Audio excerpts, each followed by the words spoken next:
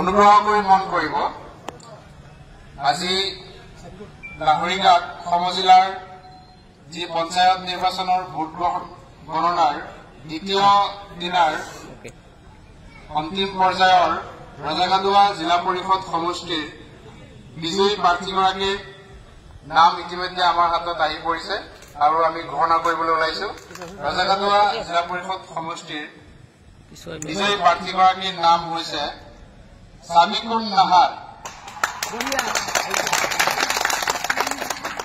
মই কৈছো ৰজাগাদুৱা জিলা পৰিষদৰ সমষ্টিৰ বিজয়ী প্ৰাৰ্থীগৰাকীৰ নাম হৈছে সামিকুন নাহাৰ।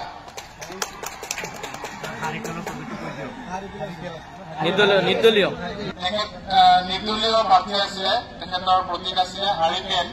তেখেতে লাভ কৰা মুঠ ভোটৰ সংখ্যা 19,967।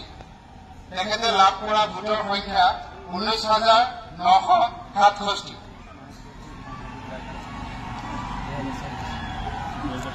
মই আকৌ কৈছো ৰজাগাদুৱা জিলা পৰিষদৰ বিজয়ী প্ৰাৰ্থীগৰাকীৰ নাম সামিকুন নাহাৰ।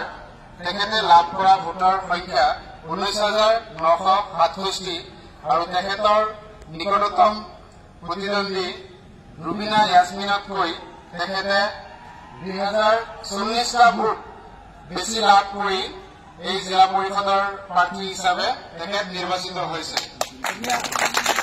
তেখেতলৈ আন্তৰিক শুভেচ্ছা অভিনন্দন জ্ঞাপন কৰিছো।